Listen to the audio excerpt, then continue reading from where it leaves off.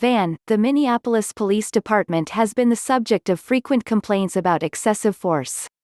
You heard Laura mention some of the more notorious incidents.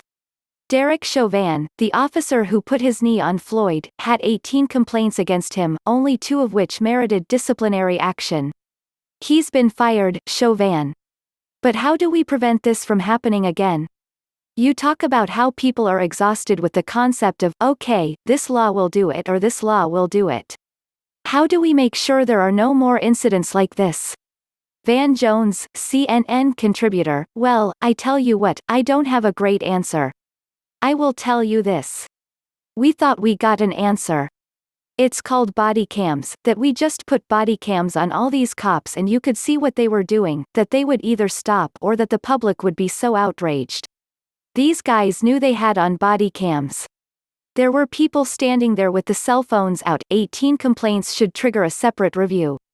You know, just because you couldn't get all the way to disciplining the officer, demoting the officer, or firing the officer doesn't mean that the aggregation of those complaints should not trigger a separate review in a well-run department. This is not a well-run department. And, unfortunately, there are very few well-run departments. The reality we have now is, we have got to look in the mirror.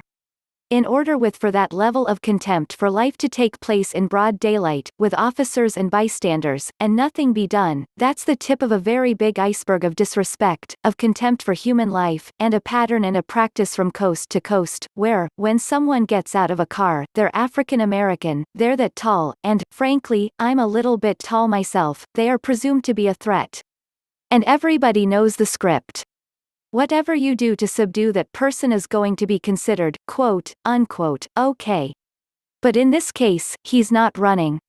In this case, he doesn't have a weapon. In this case, he is stopped.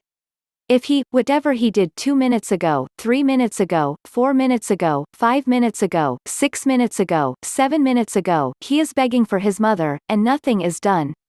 That lets you know that doesn't happen just out of the clear blue sky.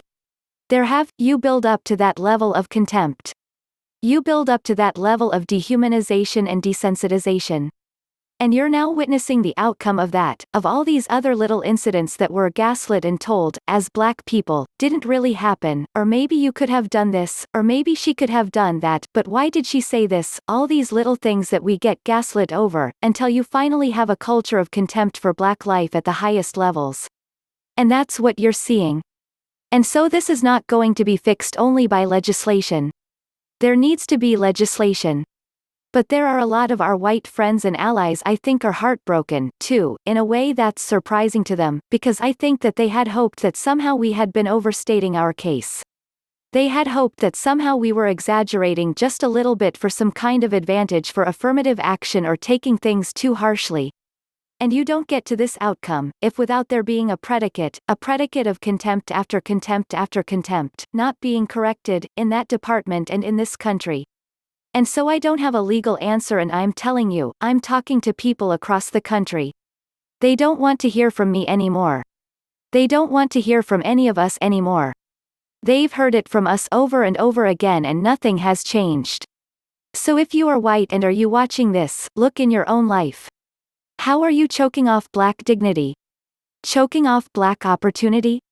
Choking off black people from having an opportunity to thrive? Because it's not just that officer. This is a much deeper problem. How are all of us police it in this? And how are all of us allowing this to happen? I don't have an answer to that. I have not been this upset. I have not seen black people this upset in 20 years, longer. And I'm looking forward to hearing this press conference. I don't know what we're going to do.